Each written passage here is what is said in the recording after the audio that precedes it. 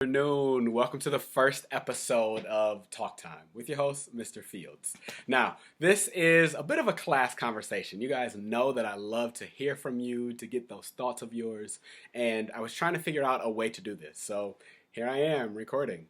Please feel free to leave your comments in the comment section below or to send me an email if you prefer to be a little more private or even on Class Dojo, just so we can keep the conversation going. Cool? So, first and foremost, yes, I did dress up for this video. I haven't put a suit on in so long. You guys know I usually wear a suit at least once a week. Got my rings on, watch, when you're staying at home, you really don't have to dress up too much. I've been wearing swim trunks and a tank top for like the past week when I'm not wearing my pajamas. So I'm like, let me do something a little different. Also, as you can see, the hair is braided. It's been braided about 3 weeks now. Time for a touch-up, but in time. Last but not least, my shoes. I am wearing gym shoes. I will allow you to guess, but I will show you next week. That's right. You will have to watch the next episode in order to see what I'm wearing today. So there's that. First things first, it is officially spring break, but I wanted to just come to you guys to encourage you to finish your assignments and to have a talk about why keep learning. So of course, you know my answer already. Please keep learning. It's important. But why is it important? So first things first, if you stay ready, you don't have to get ready. School might not be meeting as we usually meet this year, but next year you'll be in 8th grade. We want to make sure that you're ready for 8th grade, that it's not so much of a struggle, that it's difficult for the entire year. All right, so let's do our best to stay sharp by finishing the assignment, by having these class conversations, and even doing our Freestyle Friday. Believe it or not, that will help you to stay sharp. All right, I actually wrote out a little something. I am big on writing, as you know. English teacher, surprise. And I wanted to read you just some of my words from my journal. Here's my journal, nice and quick, colors and underlines and all that other stuff. So, first thing, I was really trying to concentrate on what I wanted you guys to learn. And I thought that it was more than just a specific topic. It's not, oh, I want you to know poems, or I want you to know figurative language in poems, or I want you to have reading comprehension. I want you to do all of that. But through that, I want you guys to always be curious. I want you to be able to say, hey, I want to know more about, for example, Kobe Bryant's father. You guys remember the article that I had you read about Kobe Bryant's daughter, Gigi? Well, someone in one of my classes said, wait a minute, didn't his father play basketball? Let me look him up. And since we had our Chromebooks out, he was able to do that. Now, I hope you have a phone or a tablet or a computer that you can be curious on, and you can do your own research. You can look up YouTube videos, you can look up articles, you can look up stories just to find out more information about what you're interested about. Is it video games? Is it fashion? Is it hair? Is it gym shoes? Who made these gym shoes? Okay? That's one of the reasons why I gave you one of the readings from our last assignment. I hope you saw. It's the creator of the Jordan. He has done almost all of the Jordans. All right? So look out for that. So curiosity is one thing. I want you to remain curious and play. I'm hoping there can be some way that we can play that isn't like throwing a ball or playing a board game. But there has to be something that we can do to keep our minds active and to engage us deeper in this learning stuff. Okay, so curiosity and play.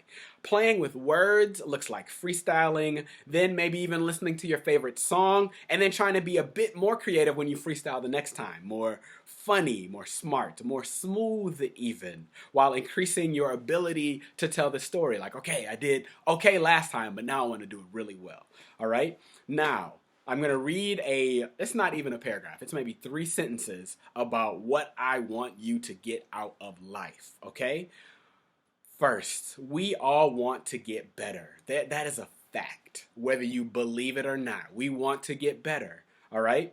There's always room for improvement. Sometimes we feel our better is just in video games or just in dancing, but it's in everything. Our brain is always growing and we need to fill it, all right? Our brain is hungry for stimulation. Video games and Netflix, they will feed us for a bit, but then we want something more challenging, more complex, more mentally stimulating. You, yes, you, will never be bored if you can use your imagination to fill your hunger.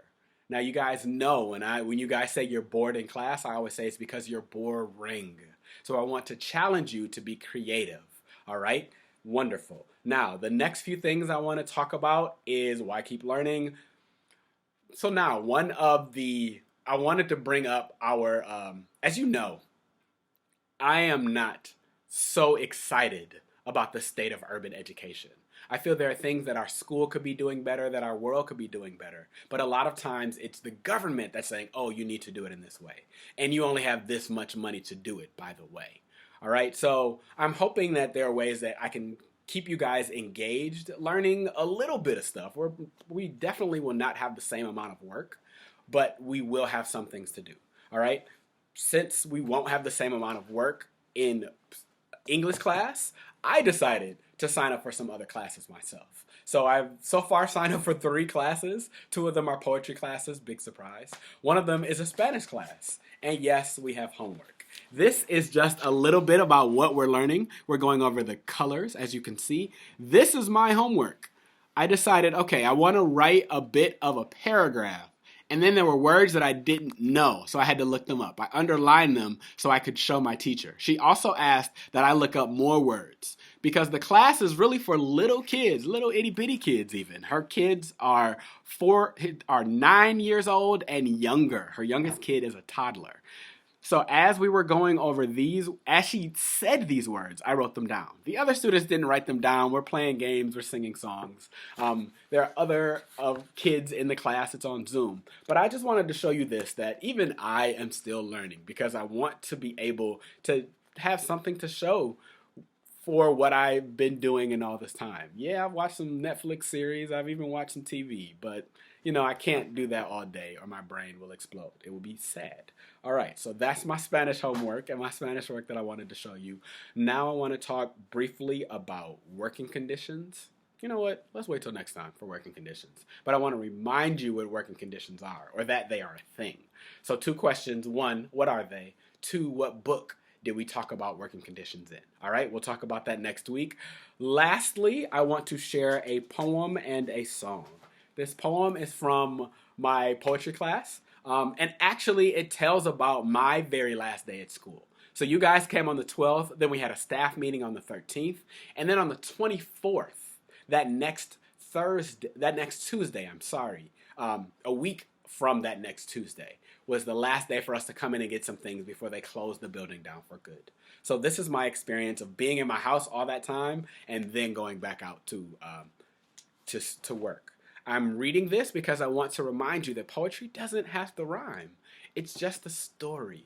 Okay, we want to try our best to use beautiful language. We know similes, metaphors, and all those good things. But at the end of the day, I just want you to tell a story. This is called Exhale times 3. If you've ever been in any of my classes, you know what we do at the beginning of class. All right, here we go. Today started nothing like any other day in the week prior. I went outside. It only took 3 hours to get ready.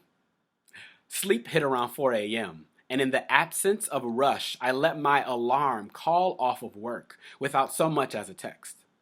Once I reemerged from slumber, I laid still a bit, then restocked the coffee pot.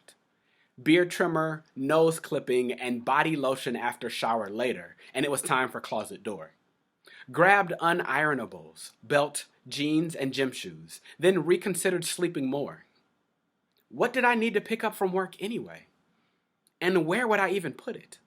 Last time I walked into building, I wore face mask and gloves and felt symptom heavy.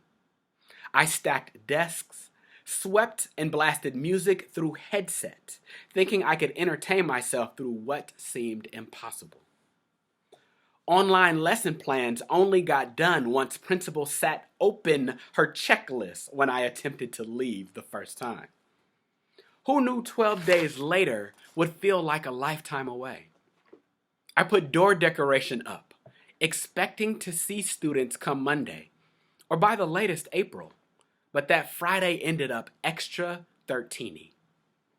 Now, I stand in doorway, taking pics of a bare-floored studentless space and wondering what to grab in the 30 minutes I've got left. Oil diffuser I told the kids was humidifier. Abnormally colored pens used to check tests. Gently used grade books with assigned seat inserts. Ream of paper in case home printer resurrects. Travel coffee mug with lids. 2. Flaming hot Funyuns I probably still won't eat. 3 progress reports I might mail. Half full box of envelopes and desk plaque/gift that reminds me why I work. On my way out, closest colleague/only other teacher present gave me her work plant that needed nursing. Maybe she saw we needed each other. Shared pleasantries 6 feet apart, then started toward car. Stopped by the fridge in the lounge to get half-empty bag of carrots I left on the 13th. Then saluted Mr. Park before he locked me out. Showed gratitude for public restroom-sized rolls of toilet paper, then stopped gushing just in time to leave not late. Counted milliseconds as I breathed out all I was worried about regarding work, then loaded the car.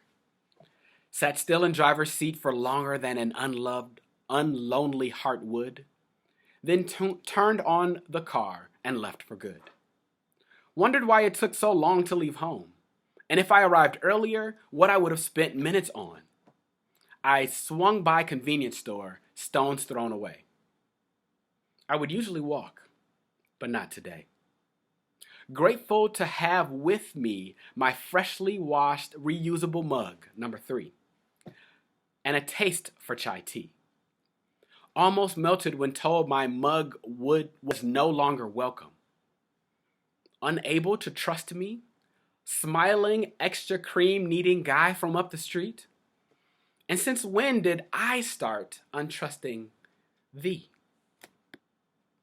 Rerouted to flavored creamer, quick trip. Then sat in the whip and texted the living about the dead.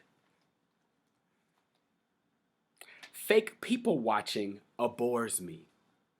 Time spent watching those juke and ignore lonely woman outside of store, holding black and mild to lip and mounds of what can't be seen. Choreographed window roll down, then smile in head, grateful to connect once again. I felt symptom-free until I hit the stairs. Even with half weight left in car, activity level from last week wouldn't let me skip steps like once upon ago. Unsure if I was ready to mausoleum myself in living room so soon. One flight before me, I approached the worker with the kind eye. He wondered if it was bad enough outside for plastic gloves and face mask. Not sure of my reply or what he actually wanted to ask. Open heavy door, then close. Froze long enough to invent rituals for re-entry. Shocked how my body spoke to me. Placed mask next to TV, then heard a voice reminding me, breathe.